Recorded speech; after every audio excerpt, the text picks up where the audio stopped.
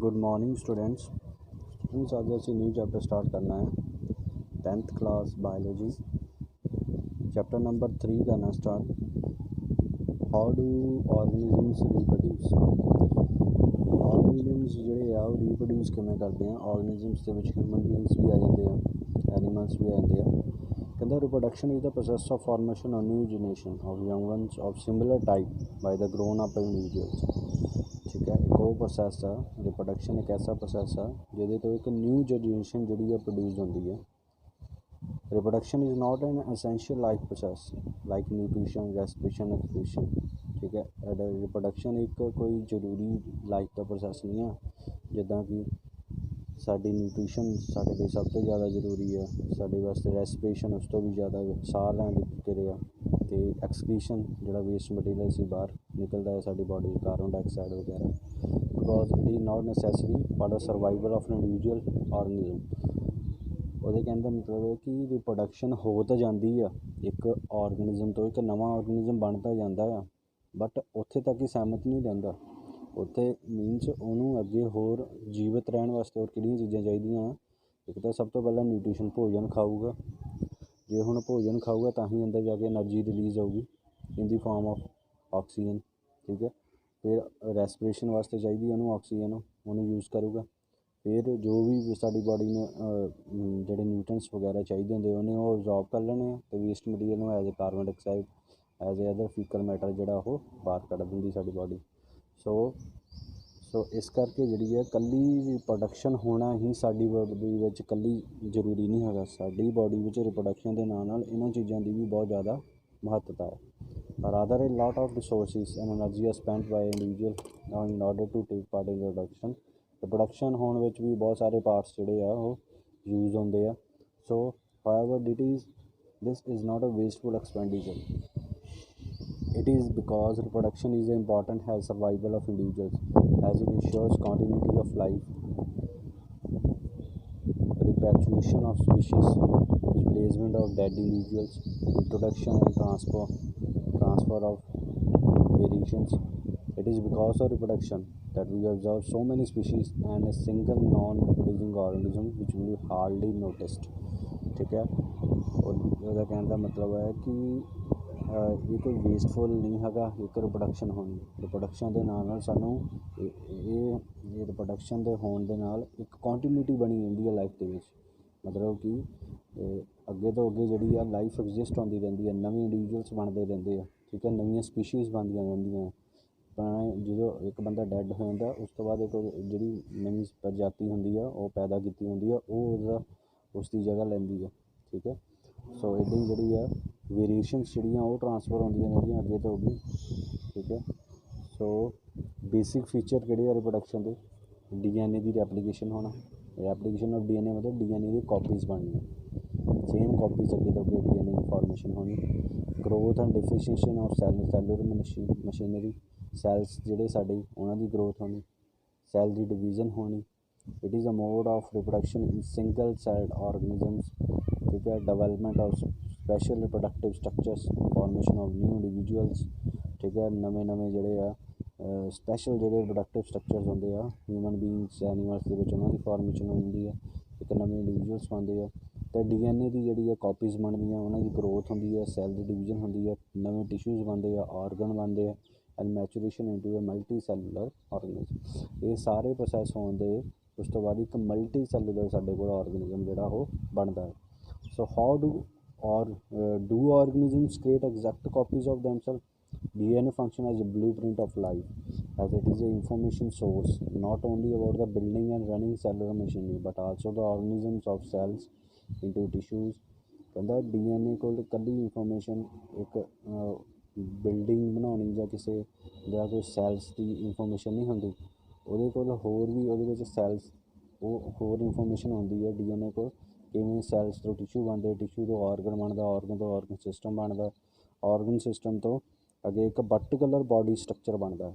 So DNA function has a master copy, it forms new master copies only at the time of cell division. हूँ जो cells की division होंगी है, ठीक है, नवे नवे सैल्स बनते हैं, हर एक सैल के हर एक सैल के न्यूक्लियस के DNA प्रेजेंट होंगे, ਸੋ ਜੇ ਨਿਊਕਲੀਅਸ ਜੇ ਸੈੱਲ ਡਿਵਾਈਡ ਕਰੂਗਾ ਤਾਂ ਓਬਵੀਅਸਲੀ ਨਿਊਕਲੀਅਸ DNA ਦੀ ਵੀ ਕਾਪੀਜ਼ ਬਣੂਗੀਆਂ ਅੱਗੇ, ਠੀਕ ਹੈ। ਸੋ it forms a new master copy only at the time of cell division. Normally it produces working copies in the form of RNA. ਵੈਸੇ ਜਿਹੜਾ DNA ਆ ਉਹ ਆਪਣੀ ਵਰਕਿੰਗ ਕਾਪੀ ਬਣਾਉਂਦਾ ਹੈ ਕਿਹੜੀ ਫਾਰਮ ਦੇ ਵਿੱਚ? RNA has RNAs build proteins. RNA ਕੀ ਬਿਲਡ ਕਰਦਾ? ਪ੍ਰੋਟੀਨ ਕਰਦਾ, ਐਂਜ਼ਾਈਮਸ ਕਰਦਾ, ਅਦਰ ਬਾਇਓਕੈਮੀਕਲਸ ਕਰਦਾ for formation of living matter. DNA is normally contained in the chromatin of nucleus. ਇਹ ਦੱਸ ਕੇ ਹਟਿਆ ਪਹਿਲਾਂ, DNA ਕਿੱਥੇ ਪ੍ਰੈਜ਼ੈਂਟ ਹੁੰਦਾ ਵੈਸੇ? ਨਿਊਕਲੀਅਸ ਤੇ ਕ੍ਰੋਮੈਟਿਨ ਫਾਈਬਰਸ ਦੇ ਵਿੱਚ। ਉਹਦਾ main function that forms the chromosome at the time. ਜਦੋਂ ਸੈੱਲ ਦੀ ਡਿਵੀਜ਼ਨ ਹੁੰਦੀ ਹੈ ਅਤੇ ਉਹਨੇ ਸਾਡੇ ਸੈਲਸ ਦੇ ਵਿੱਚ ਕ੍ਰੋਮੋਜ਼ੋਮਸ ਦੀ ਫਾਰਮੇਸ਼ਨ ਵੀ ਕਰਦਾ ਹੈ। Prior to cell division, DNA replicates so as to form two copies which remain attached in the form of two chromatids of a chromosome. ਹੋਰ ਐਪਲੀਕੇਸ਼ਨ ਤੋਂ ਇਲਾਵਾ ਉਹਨੇ ਆਪਣੇ ਨਿਊ ਕਾਪੀਜ਼ ਦੀ ਫਾਰਮੇਸ਼ਨ ਕਰਨੀ। ਸੈਲਰ ਮਸ਼ੀਨੀ ਜਿਹੜੀ ਸੈਲਸ ਵਗੈਰਾ ਹੁੰਦੇ ਉਹ ਵੀ ਗਰੋ ਕਰਦੇ ਆ because DNA or chromosome alone can not maintain life process. ਹੁਣ ਸੈਲਸ ਦਾ ਸਾਰਾ ਕੰਮ ਜਿਹੜਾ ਇਹਦਾ ਮਤਲਬ ਇਹ ਥੋੜ੍ਹੀ ਕਿ ਜਿਹੜੇ ਕ੍ਰੋਮੋਜ਼ੋਮ ਹੈ ਜਾਂ DNA ਨਹੀਂ ਕਰਨਾ ਆ, ਨਹੀਂ, ਹੋਰ ਕਿਹਨੇ ਕਰਨਾ? ਸੈਲਸ ਦੀ ਗਰੋਥ ਹੋਣੀ। ਸੈਲਸ ਦਾ ਵੀ ਮੇਨ ਫੰਕਸ਼ਨਸ ਹੁੰਦੇ ਆ। At the time of the cell division chromatids and DNA copies separate along with division of cellular apparatus to form the two daughter cells। Means ਅੱਗੇ ਤੋਂ ਅੱਗੇ ਜਿਹੜੀ ਇਹ ਡਿਵੀਜ਼ਨ ਹੁੰਦੀ ਜਾਂਦੀ ਆ ਉਹਦੇ ਵਿੱਚ ਉਹ ਇੱਕ ਤੁਹਾਨੂੰ ਦੱਸ ਰਿਹਾ ਕਿ ਉਹਦੇ ਵਿੱਚ ਇੱਕ ਸੈੱਲ ਦੀ ਵੀ ਬਹੁਤ ਇੰਪੋਰਟੈਂਸ ਹੁੰਦੀ ਆ, DNA ਦੀ ਫਾਰਮੇਸ਼ਨ, DNA ਦੀ ਕਾਪੀਜ਼ ਬਣਨੀਆਂ, ਸੈੱਲ ਦੀ ਗਰੋਥ ਹੋਣੀ। ਸੋ ਇਹ ਸਾਰੀ ਜਿਹੜੀਆਂ ਕ੍ਰੋਮੋਜ਼ੋਮਸ ਦੀ ਗਰੋਥ ਅੱਗੇ ਡਿਵੀਜ਼ਨ ਹੋ ਕੇ ਫਾਰਮੇਸ਼ਨ ਹੋਣੀ, ਠੀਕ ਹੈ। ਇਹ ਸਾਰੀਆਂ ਚੀਜ਼ਾਂ ਬਹੁਤ ਇੰਪੋਰਟੈਂਟ ਆ ਇੱਕ ਸੈੱਲ ਦੀ ਰਿਪਰੋਡਕਸ਼ਨ ਦੇ ਵਿੱਚ। ਅੰਡਰਸਟੂਡ ਆ? ਸੋ ਇਹ ਤੁਸੀਂ ਥੋੜ੍ਹੀ ਇੰਟਰੋਡਕਸ਼ਨ ਦਿੱਤੀ ਹੋਈ, ਇਹਦੇ ਬਾਰੇ ਤੁਸੀਂ ਪੜ੍ਹ ਲਿਓ। ਨੈਕਸਟ ਟਾਈਮ ਦਾ ਤੁਹਾਡਾ topic reproduction, importance of the variations in differences found in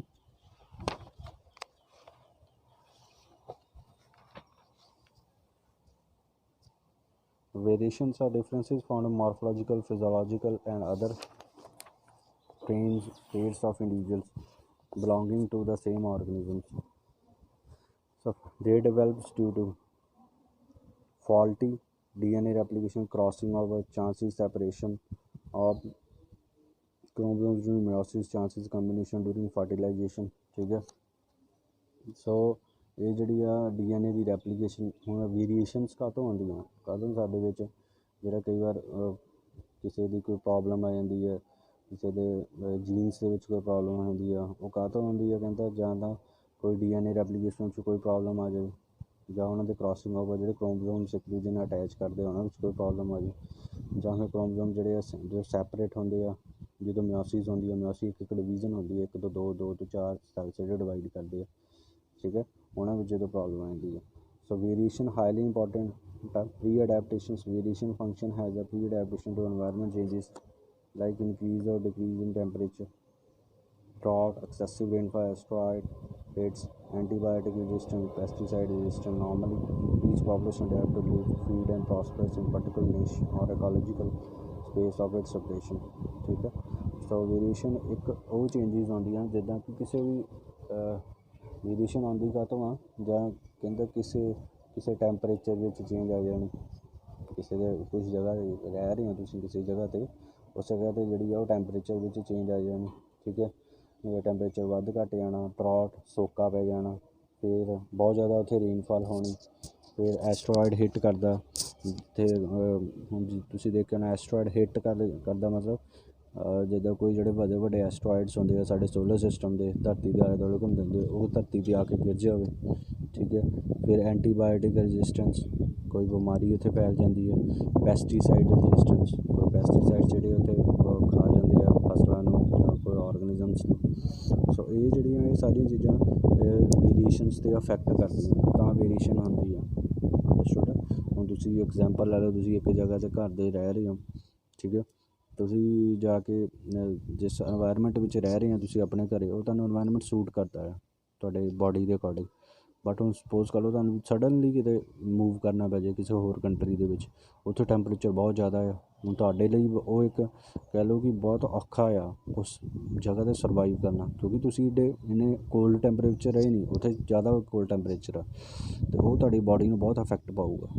obviously ਉਹ ਤੁਹਾਡੀ ਬਾਡੀ ਦੇ ਸੈਲਸ ਨੂੰ ਬਹੁਤ ਜ਼ਿਆਦਾ ਅਫੈਕਟ ਪਾਊਗਾ। ਹੁਣ ਜਿਹੜੀ ਤੁਹਾਡੀ ਅਗਲੀ ਜਨਰੇਸ਼ਨ ਆਊਗੀ ਪ੍ਰੋਡਿਊਸ ਹੋਣੀ ਆ, ਉਸ ਦੇ ਵਿੱਚ ਉਹ ਸਾਰੀਆਂ ਚੀਜ਼ਾਂ ਪਾਈ ਜਾਣਗੀਆਂ। ਕਿਉਂ? ਕਿਉਂਕਿ ਉਹ ਵੇਰੀਏਸ਼ਨ ਹੋ ਗਈ। ਹੁਣ ਸਮਝ ਲੱਗ ਗਈ? That is your example. ਫਿਰ ਸੈਕਿੰਡ ਪੁਆਇੰਟ ਹੈ individuality. Variation provide individuality to each living organism. ਇੱਕ ਵੇਰੀਏਸ਼ਨ ਜਿਹੜੀ ਆ ਉਹ ਇੰਡੀਵਿਜੁਅਲਿਟੀ ਪ੍ਰੋਵਾਈਡ ਕਰਦੀ ਆ। ਹੁਣ ਅਸੀਂ ਦੇਖ ਲਓ ਇੱਕ ਕਲਾਸ ਦੇ ਵਿੱਚ 16 ਬੱਚੇ ਆ ਐਗਜ਼ਾਮਪਲ ਦੇ ਤੌਰ 'ਤੇ, ਔਰ 16 ਦੇ 16 ਹੀ ਬੱਚੇ ਅਲੱਗ-ਅਲੱਗ ਆ। ਕਿਉਂ ਆ? ਕਿਉਂਕਿ ਸਾਰਿਆਂ ਦੇ ਵਿੱਚ ਵੇਰੀਏਸ਼ਨਸ ਆ। ਅੰਡਰਸਟੂਡ? ਸਟਰਗਲ ਫਾਰ ਐਗਜ਼ਿਸਟੈਂਸ, ਇਹਦਾ ਕੀ ਮਤਲਬ ਹੁੰਦਾ? ਇੱਕ ਕਲਾਸ ਦੇ ਵਿੱਚ 16 ਬੱਚੇ ਆ, 16 ਬੱਚਿਆਂ ਨੂੰ ਮੈਂ ਭੋਜਨ ਦਿੱਤਾ ਸਿਰਫ 5 ਬੱਚਿਆਂ 'ਚ। ਅੰਡਰਸਟੂਡ? 5 ਬੱਚੇ ਸਿਰਫ 16 ਬੱਚੇ ਆ ਐਗਜ਼ਾਮਪਲ ਆ, ਅਤੇ ਮੈਂ ਸਿਰਫ 10 ਬਰਗਰ ਦੇ ਕੇ ਗਿਆ, ਅਤੇ ਮੈਂ ਕਿਹਾ ਕਿ ਤੁਸੀਂ 10 ਬਰਗਰ ਹੀ ਸਾਰਿਆਂ ਨੇ ਇੱਕ ਦੂਜੇ ਨਾਲ ਖਾਣੇ ਆ ਸ਼ੇਅਰ ਕਰਕੇ। ਬਟ ਤੁਸੀਂ ਸਾਰੇ ਜਾਣੇ ਇੱਕ ਦੂਜੇ ਤੋਂ ਆਪੋਜ਼ਿਟ, ਉਹ ਕੋਈ ਕਹਿ ਰਿਹਾ ਕੋਈ ਮੋਟਾ ਹੈ ਕੋਈ ਪਤਲਾ ਹੈ, ਉਹ ਕਹਿੰਦਾ ਮੈਂ ਜ਼ਿਆਦਾ ਖਾਣਾ ਮੈਂ ਘੱਟ ਖਾਣਾ। ਸੋ ਇੱਕ ਐਗਜ਼ਾਮਪਲ ਹੈ ਕਿ ਤੁਸੀਂ ਕੀ ਸਟਰਗਲ ਕਰੋਗੇ, ਇੱਕ ਦੂਜੇ ਨਾਲ ਲੜੋਗੇ। ਜਿਹੜਾ ਸਟਰਗਲ ਕਰ ਗਿਆ ਉਹ ਜੀ ਗਿਆ, ਜਿਹੜਾ ਮਤਲਬ ਕਿ ਇੱਕ ਦੂਜੇ ਨਾਲ ਲੜ ਕੇ ਖਾ ਗਿਆ 10 ਬੰਦੇ, ਉਹ 10 ਬੰਦੇ ਸਰਵਾਈਵ ਕਰ ਗਏ, 5 ਬੰਦੇ ਭੁੱਖੇ ਰਹਿ ਗਏ। ਅਗਲੀ ਵਾਰੀ ਵੀ ਇੱਦਾਂ ਹੀ ਹੋਇਆ, ਅਗਲੀ ਵਾਰੀ ਵੀ ਹੁਣ ਇੱਕ ਟਾਈਮ ਇੱਦਾਂ ਦਾ ਹੋਣਾ ਉਹ 5 ਮਰ ਜਾਣਗੇ ਫਿਰ, ਜਿਹਨਾਂ ਨੂੰ ਨਹੀਂ ਮਿਲਦਾ। ਅੰਡਰਸਟੂਡ ਹੈ ਨਾ? That is example. ਫਿਰ improvement of varieties. Variation help breeder to improve varieties of plants and animals. ਫਿਰ ਇਹਦੇ ਨਾਲ ਜਿਹੜੀਆਂ ਬਰੀਡਸ ਜਿਹੜੀ ਜਾਂਦੀ ਆ ਨਵੀਂ ਪਲਾਂਟਸ ਦੀ ਵਰਾਇਟੀਜ਼, ਉਹਨੂੰ ਅਸੀਂ ਇੰਪਰੂਵ ਕਰ ਸਕਦੇ ਹਾਂ। ਐਵੋਲਿਊਸ਼ਨ ਹੋਣੀ, variations are raw material for the evolution of formation of new species. Next ਹੁਣ ਸਾਡਾ ਜਿਹੜਾ ਮੇਨ ਟੋਪਿਕ ਚੈਪਟਰ ਆ ਉਹ ਸਾਡਾ ਸਟਾਰਟ ਹੁੰਦਾ ਹੈ, ਜਿਹਦੇ ਵਿੱਚ ਸਭ ਤੋਂ ਪਹਿਲਾਂ ਆ ਜਾਂਦਾ ਹੈ ਤੁਹਾਡਾ ਟਾਈਪਸ ਆਫ ਰਿਪਰੋਡਕਸ਼ਨ। ਰਿਪਰੋਡਕਸ਼ਨ ਜਿਹੜੀ ਆ 2 ਟਾਈਪ ਦੀ ਹੁੰਦੀ ਹੈ, ਤੁਹਾਨੂੰ ਪਤਾ ਹੀ ਆ। ਇੱਕ ਹੁੰਦੀ ਹੈ ਏਸੈਕਸੁਅਲ ਰਿਪਰੋਡਕਸ਼ਨ ਅਤੇ ਇੱਕ ਹੁੰਦੀ ਹੈ ਸੈਕਸੁਅਲ ਰਿਪਰੋਡਕਸ਼ਨ। ਅੱਜ ਅਸੀਂ ਏਸੈਕਸੁਅਲ ਰਿਪਰੋਡਕਸ਼ਨ ਬਾਰੇ ਪਹਿਲਾਂ ਪੜ੍ਹਾਂਗੇ, ਠੀਕ ਹੈ। ਹੁਣ ਏਸੈਕਸੁਅਲ ਰਿਪਰੋਡਕਸ਼ਨ ਉਹ ਰਿਪਰੋਡਕਸ਼ਨ ਆ, it is the process of the formation of new individual from the specialised or unspecialised part of the single parent without fertilisation or fusion of gametes. ਇੱਕ ਏਸੈਕਸੁਅਲ ਰਿਪਰੋਡਕਸ਼ਨ ਉਹ ਚੀਜ਼ ਆ ਜਿਹਦੇ ਵਿੱਚ ਨਵਾਂ ਆਰਗਨਿਜ਼ਮਸ ਬਣਦਾ ਆ, ਠੀਕ ਹੈ। ਬਟ ਉਹ ਨਵਾਂ ਆਰਗਨਿਜ਼ਮਸ ਕਿਵੇਂ ਬਣੂਗਾ? ਜਿਵੇਂ ਕਿ ਲਾਈਕ ਸਿੰਗਲ ਪੇਰੈਂਟ ਤੋਂ ਉਹਦੇ ਵਿੱਚ ਕੋਈ ਫਰਟੀਲਾਈਜੇਸ਼ਨ ਨਹੀਂ ਹੋਣੀ, ਠੀਕ ਹੈ, ਔਰ ਬਿਨਾਂ ਫਰਟੀਲਾਈਜੇਸ਼ਨ ਤੋਂ ਇੱਕ ਬਿਨਾਂ ਗੈਮਟਸ ਦੀ ਫਿਊਜ਼ਨ ਤੋਂ ਉਹ ਜਿਹੜੀ ਹੈ ਇੱਕ ਨਿਊ ਆਰਗਨਿਜ਼ਮ ਬਣਦਾ ਹੈ, ਉਹਨੂੰ ਕਹਿੰਦੇ ਆ asexual reproduction. So because of the formation of new individuals from one parent asexual reproduction is called the uniparental. ਇਸ ਕਰਕੇ ਅਸੀਂ ਇਹਨੂੰ ਯੂਨੀਪੈਰੈਂਟਲ ਵੀ ਬੋਲਦੇ ਹਾਂ। ਓਬਵੀਅਸਲੀ ਉਹਦੇ ਵਿੱਚ ਕਿਸੇ ਵੀ ਪੇਰੈਂਟਸ ਕੋਈ ਵੀ ਫਰਟੀਲਾਈਜੇਸ਼ਨ ਨਹੀਂ ਹੋਣੀ, ਕੋਈ ਗੈਮਟਸ ਯੂਜ਼ ਨਹੀਂ ਕਰਨੇ ਮਦਰ ਫਾਦਰ ਦੇ, ਜਿੱਦਾਂ ਹਿਊਮਨ ਬੀਇੰਗਸ ਦੇ ਵਿੱਚ ਲਾ ਲਓ ਜਾਂ ਇੱਕ ਮੇਲ ਫੀਮੇਲ ਫਲਾਵਰ ਦੇ ਲਾ ਲਓ, ਠੀਕ ਹੈ। ਉਹਦੇ ਕੋਈ ਗੈਮਟਸ ਜਿਹੜੇ ਆ ਫਿਊਜ਼ ਨਹੀਂ ਹੋਣੇ। ਸੋ ਅਸੀਂ ਇਹਨੂੰ ਏਸੈਕਸੁਅਲ ਰਿਪਰੋਡਕਸ਼ਨ ਹੋਰ ਕੀ ਬੋਲਦੇ ਹਾਂ? ਯੂਨੀਪੈਰੈਂਟਲ ਬੋਲਦੇ ਹਾਂ। It is also called apomixis. Apomix without mixing ਨੂੰ ਬਿਨਾਂ ਕਿਸੇ ਫਿਊਜ਼ਨ ਹੋਏ ਗੈਮਟਸ ਦੀ ਮਿਕਸਿੰਗ ਹੋਏ ਇੱਕ ਜਿਹੜੇ ਆ ਉਹ ਨਿਊ ਇੰਡੀਵਿਜੂਅਲ ਬਣਨਾ, ਉਹਨੂੰ ਏਸੈਕਸੁਅਲ ਰਿਪਰੋਡਕਸ਼ਨ ਬੋਲਦੇ ਹਾਂ ਅਸੀਂ। So because of the absence of fusion of gametes meiosis does not occur. ਹੁਣ ਮਿਓਸਿਸ ਤੁਹਾਨੂੰ ਮੈਂ ਦੱਸਿਆ ਸੀਗਾ, ਮਿਓਸਿਸ ਹੁੰਦੀ ਆ ਜਿਹਦੇ ਵਿੱਚ ਕਿ ਅੱਗੇ ਤੋਂ ਅੱਗੇ ਜਿਹੜੇ ਉਹ ਫਿਊਜ਼ਨ ਹੁੰਦੀ ਆ, ਠੀਕ ਹੈ, ਔਰ ਫਿਊਜ਼ਨ ਹੋਣ ਦੇ ਨਾਲ ਡਿਵੀਜ਼ਨ ਵੀ ਹੁੰਦੀ ਆ। ਬਟ ਇਹਦੇ ਵਿੱਚ ਕੋਈ ਮਿਓਸਿਸ ਅਕਰ ਨਹੀਂ ਹੋਊਗੀ। ਸੋ ਆਲ ਦਾ ਸੈਲ ਡਿਵੀਜ਼ਨਸ ਆ ਮਾਈਟੋਟਿਕ। ਇਹਦੇ ਵਿੱਚ ਕਿਹੜੀ ਡਿਵੀਜ਼ਨ ਹੋਊਗੀ? ਮਾਈਟੋਟਿਕ ਡਿਵੀਜ਼ਨ, ਮਤਲਬ ਇੱਕ ਸੈੱਲ ਤੋਂ ਅੱਗੇ 2 ਬਣੂਗੇ, 2 ਤੋਂ 4। Accept for the variation produced during DNA replication, all the individuals formed through asexual reproduction are genetically similar। ਸੋ ਇਹਦੇ ਨਾਲ ਰਿਪਰੋਡਕਸ਼ਨ ਵੀ ਹੋਊਗੀ। ਏਸੈਕਸੁਅਲ ਰਿਪਰੋਡਕਸ਼ਨ ਆਪਾਂ ਕਰ ਰਹੇ ਹਾਂ, ਇਹਦੇ ਵਿੱਚ ਡਿਵੀਜ਼ਨ ਹੋਊਗੀ ਵਿਦਾਊਟ ਗੈਮੇਟ ਫਾਰਮੇਸ਼ਨ, ਇਹ ਗੱਲ ਯਾਦ ਰੱਖਣੀ ਹੈ, ਠੀਕ ਹੈ, ਵਿਦਾਊਟ ਫਰਟੀਲਾਈਜੇਸ਼ਨ, ਠੀਕ ਹੈ।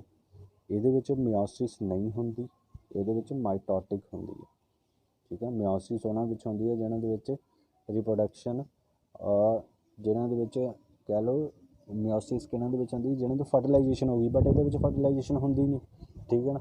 ਸੋ ਮਾਈਟੋਟਿਕ ਜਿਹੜੀ ਆ ਕਿ ਉਹ ਹੁੰਦੀ ਆ, ਮਾਈਟੋਟਿਕ ਇਹਦੇ ਵਿੱਚ ਹੋਣੀ ਆ। ਸੋ ਇਸ ਕਰਕੇ ਜਿਹੜੇ ਇਹ ਗੈਮੇਟਸ ਦੇ ਵਿੱਚ ਇਹ ਪ੍ਰੋਬਲਮ ਆਉਂਦੀ ਹੈ। ਠੀਕ ਹੈ। ਨੈਕਸਟ ਅੱਗੇ ਹੈਗੀ ਬੇਸਿਕ ਫੀਚਰਸ ਕਿਹੜੇ ਆ ਇਹਦੇ ਵਿੱਚ। ਬੇਸਿਕ ਫੀਚਰਸ ਆ ਜਾਂਦੇ ਆ ਸਭ ਤੋਂ ਪਹਿਲਾਂ, ਹੁਣ ਓਬਵੀਅਸਲੀ ਤੁਹਾਨੂੰ ਪਤਾ ਲੱਗ ਗਿਆ ਹੋਣਾ, ਆਪਾਂ ਕਿਸੇ ਸਮਝਾ ਦਿੱਤਾ ਮੈਂ ਤੁਹਾਨੂੰ ਸਾਰਾ। ਇਹਦੇ ਹੁਣ ਬੇਸਿਕ ਫੀਚਰਸ ਕੀ ਹੋਊਗੇ। ਪਹਿਲੀ ਗੱਲ ਤਾਂ ਤੁਹਾਨੂੰ ਸਿੰਗਲ ਪੇਰੈਂਟ ਇਹਦੇ ਵਿੱਚ ਹੁੰਦਾ ਹੈ, ਯੂਨੀਪੈਰੈਂਟਲ ਜਿਹਨੂੰ ਬੋਲਦੇ ਆ। ਦੂਜੇ ਨੰਬਰ 'ਤੇ ਕੋਈ ਗੈਮੇਟਸ ਦੀ ਫਿਊਜ਼ਨ ਨਹੀਂ ਹੋਣੀ।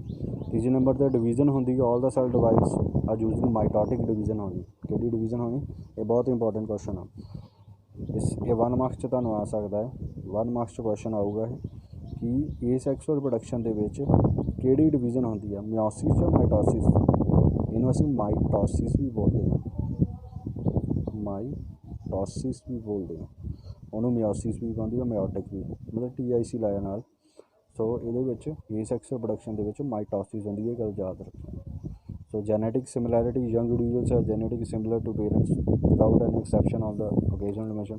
ਹੁਣ ਇਹਨਾਂ ਦੀਆਂ ਸੇਮ ਟੂ ਸੇਮ ਕਾਪੀਜ਼ ਬਣਦੀਆਂ, ਜਿੱਦਾਂ ਅਮੀਬਾ ਦੀ, ਅਮੀਬਾ ਸਿੰਗਲ ਸੈਲਡ ਆ, ਯੂਨੀਪੈਰੈਂਟਲ ਆ। ਹੁਣ ਅਮੀਬਾ ਤੋਂ ਅਮੀਬਾ ਸੇਮ ਹੀ ਕਾਪੀ ਬਣਨੀ ਆ। ਠੀਕ ਹੈ। ਬਟ ਜਦੋਂ ਅਸੀਂ ਇਸ ਸੈਕਸੁਅਲ ਪ੍ਰੋਡਕਸ਼ਨ ਦੀ ਗੱਲ ਕਰਨੀ ਆ, ਉਹਦੇ ਵਿੱਚ ਤਾਂ ਹੁਣ ਜਦੋਂ ਫਰਟੀਲਾਈਜੇਸ਼ਨ ਹੁੰਦੀ ਹੈ ਗੈਮੇਟਸ ਵੀ ਬਣਦੇ ਆ।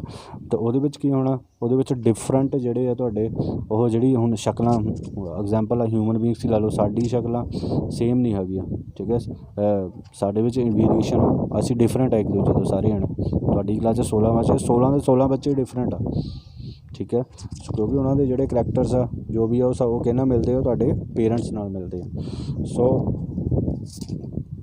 ਨੈਕਸਟ ਆ ਜਾਂਦਾ ਤੁਹਾਡਾ ਇਹਦੇ ਵਿੱਚ ਹੋਰ ਫੀਚਰ ਕਿਹੜਾ, ਰੈਪਿਡ ਮਲਟੀਪਲੀਕੇਸ਼ਨ ਬਹੁਤ ਜਲਦੀ ਹੁੰਦੀ ਆ, ਡਿਵਾਈਡ ਕਰੂਗਾ। ਅਕਰੈਂਸ ਵਰਟੀਬ੍ਰੇਟਸ ਦੇ ਵਿੱਚ ਐਬਸੈਂਟ ਹੁੰਦੀ ਆ, ਹਾਇਰ ਇਨਵਰਟੀਬ੍ਰੇਟਸ। ਇਹ sexual production is commonly found in unicellular organism, plants. ਇਹ ਤੁਹਾਨੂੰ ਦੱਸ ਚੁੱਕਾ ਐਗਜ਼ਾਮਪਲ ਲਾ ਲਓ। ਆਹ ਚੀਜ਼ਾਂ ਇਹ ਸਾਰੀਆਂ ਤੁਸੀਂ ਪੜ੍ਹੀਆਂ ਹੋਈਆਂ, ਜਿਹੜੇ ਫਾਈਲਮਸ ਨਹੀਂ ਪੜ੍ਹੇ ਸੀ ਅਸੀਂ ਲਾਸਟ ਟਾਈਮ 9th ਕਲਾਸ ਦੇ ਵਿੱਚ, ਇਹ ਸਾਰੀਆਂ ਐਗਜ਼ਾਮਪਲਸ ਆ, ਤੁਸੀਂ ਕਰ ਸਕਦੇ ਹੋ। ਹੋਰ ਇਹਦੇ ਵਿੱਚ ਕਾਮਨ ਮੋਡਸ ਆਫ ਏਸੈਕਸੁਅਲ, ਹੁਣ ਏਸੈਕਸੁਅਲ ਪ੍ਰੋਡਕਸ਼ਨ ਦੀਆਂ ਅੱਗੇ ਟਾਈਪਸ ਬਣਨੀਆਂ, ਜਿਹਦੇ ਵਿੱਚ ਸਭ ਤੋਂ ਪਹਿਲਾਂ ਫਿਸ਼ਨ ਆ ਜਾਂਦੀ ਹੈ, ਬਡਿੰਗ ਆ ਜਾਂਦੀ ਹੈ, ਫਰੈਗਮੈਂਟੇਸ਼ਨ ਆ ਜਾਂਦੀ ਹੈ, ਰੀਜਨਰੇਸ਼ਨ ਆ ਜਾਂਦੀ ਹੈ, spore formation, vegetative production. So this mode depends only on the body designs of the organisms. So the fission, ਹੁਣ ਸਭ ਤੋਂ ਪਹਿਲਾਂ ਅਸੀਂ ਕੀ ਪੜ੍ਹਨਾ ਹੈ, ਫਿਸ਼ਨ ਕੀ ਹੁੰਦੀ ਹੈ। ਫਿਸ਼ਨ ਮਾਨੇ ਟੁੱਟਣਾ। It is a mode of, ਪਹਿਲਾਂ ਸਭ ਤੋਂ ਪਹਿਲਾਂ ਇਹੀ ਗੱਲ ਆ, ਕਿਹਦੀ ਟਾਈਪ ਆ ਇਹ, ਏਸੈਕਸੁਅਲ ਪ੍ਰੋਡਕਸ਼ਨ ਦੀ, ਜਿਹਦੇ ਵਿੱਚ ਪੇਰੈਂਟ ਕੀ ਕਰਦੇ, ਅੰਡਰਗੋਜ਼ ਡਿਵੀਜ਼ਨ। ਪੇਰੈਂਟਸ ਅੱਗੇ ਡਿਵਾਈਡ ਕਰਦੇ ਆ, 2 or more individual fission generally occurs unicellular. It consists of 2 steps. Division of the nucleus, ਸਭ ਤੋਂ ਪਹਿਲਾਂ ਡਿਵਾਈਡ ਨਿਊਕਲੀਅਸ ਹੀ ਕਰੂਗਾ, ਕਿਉਂਕਿ ਸੈੱਲ ਦੇ ਅੰਦਰ ਨਿਊਕਲੀਅਸ ਹੁੰਦਾ ਜਿਹੜਾ ਡਿਵਾਈਡ ਕਰਦਾ ਹੈ। ਠੀਕ ਹੈ। ਫਿਰ ਉਸ ਤੋਂ ਬਾਅਦ ਨਿਊਕਲੀਅਰ ਮੈਟਰ, ਉਹਦੇ ਅੰਦਰ ਜੋ ਮਟੀਰੀਅਲ ਹੁੰਦਾ। ਠੀਕ ਹੈ। ਫਿਸ਼ਨ 2 ਟਾਈਪ ਦੀ ਅੱਗੇ ਹੁੰਦੀ ਹੈ, ਫਰਦਰ, ਜਿਹਨੂੰ ਬਾਈਨਰੀ ਫਿਸ਼ਨ ਬੋਲਦੇ ਆ, ਔਰ ਇੱਕ ਮਲਟੀਪਲ ਫਿਸ਼ਨ। ਠੀਕ ਹੈ। Binary fission and the multiple fission. So binary fission it means splitting into 2। Binary means ਟੁੱਟਣਾ, ਬਾਈ ਮੀਨਸ 2, ਜਿਹੜਾ 2 'ਚ ਡਿਵਾਈਡ ਕਰ ਦਿੰਦਾ। ਠੀਕ ਹੈ। So binary fissions occur under the favorable conditions when the unicellular individual has become mature, it divides to form the similar individuals. ठीक है। same to same copies बन रही हैं।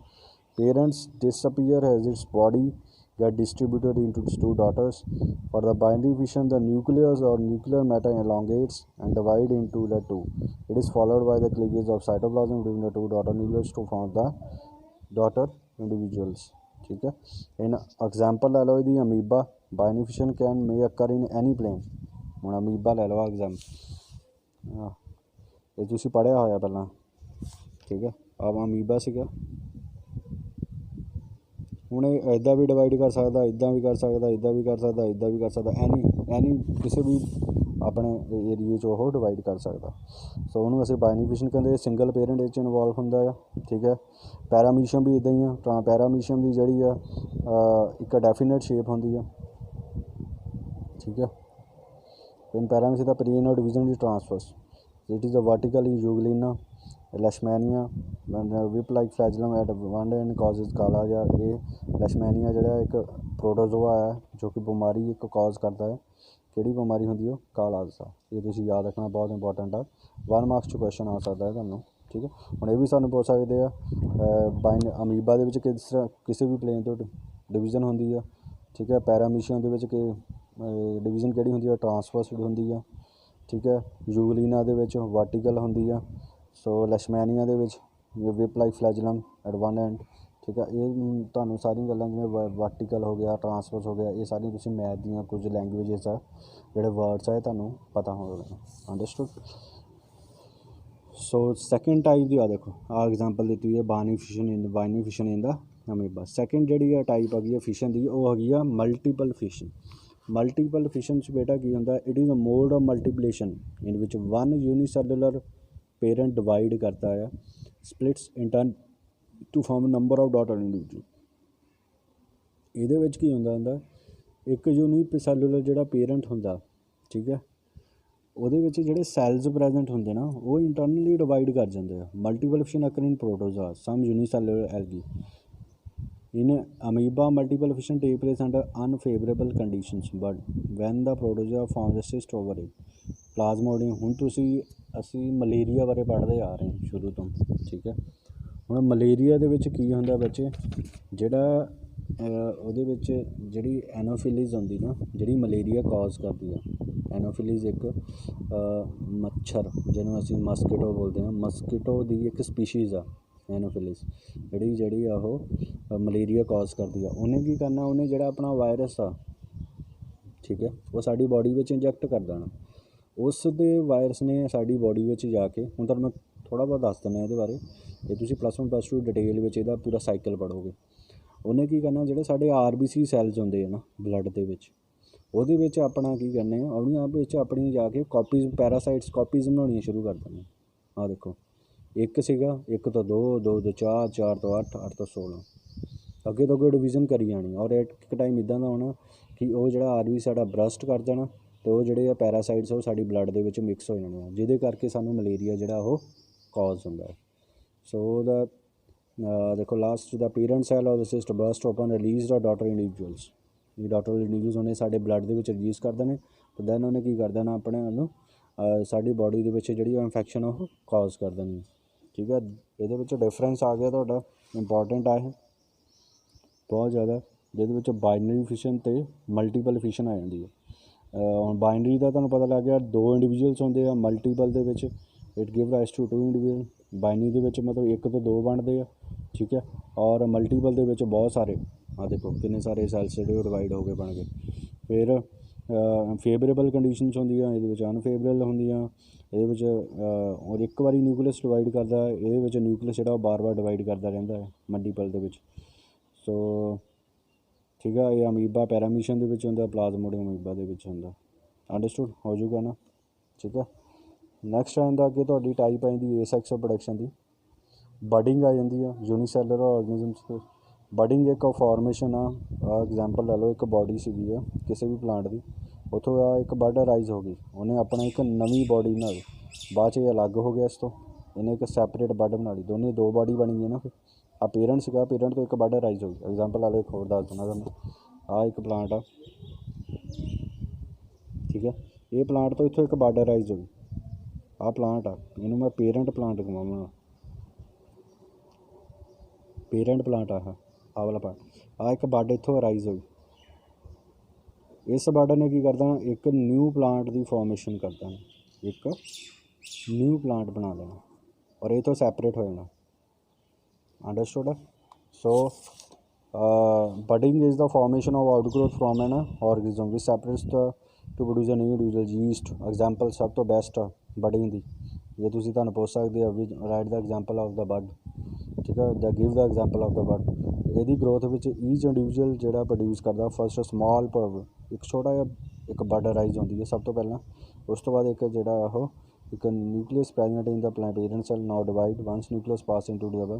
ਹੁਣ ਆਹ ਦੇਖੋ, ਪਹਿਲਾਂ ਨਿਊਕਲੀਅਸ ਇੱਥੇ, ਇਹਦੇ ਵਿੱਚ ਨਿਊਕਲੀਅਸ ਸੈੱਲ ਡਿਵਾਈਡ ਹੋਇਆ, ਇਹ ਆਹ ਨਿਊਕਲੀਅਸ ਵੀ ਡਿਵਾਈਡ ਹੋ ਗਿਆ ਨਾਲ, ਆਹ ਨਿਊਕਲੀਅਸ ਵਿੱਚੋਂ ਨਿਕਲਿਆ, ਇੱਧਰ ਨੂੰ ਮੂਵ ਕਰ ਗਿਆ, ਇੱਥੇ ਵੀ ਨਿਊਕਲੀਅਸ ਆ ਗਿਆ, ਇੱਥੇ ਵੀ ਆ ਗਿਆ, ਠੀਕ ਹੈ। ਸੋ ਇੱਕ ਨਿਊ ਇੱਕ ਫਰਦਰ ਜਿਹੜਾ ਇੱਕ ਨਿਊ ਫਾਰਮੇਸ਼ਨ ਹੋ ਜਾਣੀ ਹੈ, ਠੀਕ ਹੈ।